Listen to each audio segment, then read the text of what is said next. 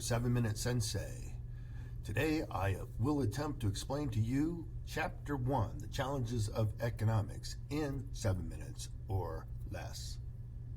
There are 5 learning objectives in this particular chapter, and this is what I will simply focus on. Number 1, explain the meaning of scarcity. What is scarcity? Well, think of the 4 factors of production. They are land, labor, capital, and entrepreneurship. So you have to think in terms of scarcity, even though you may be convinced in your mind that there is an abundance of each of these 4 factors of production. Think of scarcity. There is a limited amount of time that you have. There's a limited amount of time I have. Each of us have 24 hours in a day. So scarcity is limited resources, unlimited wants and needs. Number 2, opportunity cost. Your opportunity cost is the cost of your next best alternative. So consider this. Tonight, what will you do? Will you spend time and focus on your homework, or will you choose your next best alternative? What will be your choice? The cost of your second choice or next best alternative is your opportunity cost. You may decide, I'm not going to do my homework, but I am going to go and hang out with my friends. Well, your opportunity cost in this example would be the cost of not doing your homework. That's your second choice. Moving on to number 3, recite society's 3 core economic questions. There are 3. Number 1, what shall we produce? Number 2, how shall we produce it? Number 3, for whom shall we produce these goods and services? Those are the 3 basic economic questions. Number 4, discuss how market and economies, command economies, differ. A market economy. Think of, in the extreme case of a market economy, think of laissez-faire.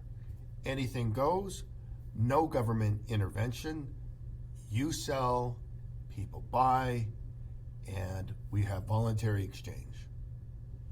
No regulations, just total free markets. On the other hand, when you look at a command economy, this is a centrally controlled, planned economic system. So consider, on one hand, free, anything goes, voluntary exchange. On the other hand, you have planned or essentially command economies, and there you have a lot of government control, a lot of government regulation. The government dictates everything from what we will produce, how we will produce it, and for whom we will produce it. That's the difference. Number 5, describe the nature of market and government failure. The market can fail. There is not an exact science, right? Nobody is going to predict something like the COVID-19 virus. Nobody is going to predict a global pandemic.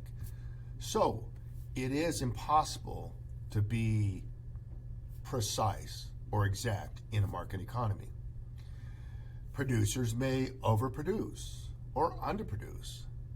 Consumers may demand more or demand less. So it is not an exact science, and there are opportunities for failure, whether it be man-made or through natural circumstances, natural disasters, and so forth. Now, when you look at government failure, the government is not perfect either. The government may decide to intervene. For example, we have history and record of government intervention with price controls. Price controls of gasoline, price controls of beef. Price controls are put in place to try to help the economy and to help the consumer. On the other hand, price controls, price ceilings can cause damage. Take the example of rent control in New York City. As a result of rent control implemented by the government to keep prices lower for returning veterans from the war, what we discovered is many landlords, owners of these properties, would just abandon the properties. There was no market incentive to maintain these properties, and so they abandoned them.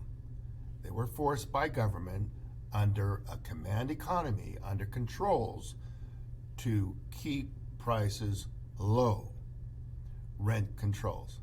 So we see that there are flaws both with the market economy and the command economy. And therefore, today, we see a combination. And we refer to this as a mixed economy. Hey, this is Mr. Liu, and I am your 7-Minute Sensei. If you have any questions, feel free to contact me, and I'll be glad to respond.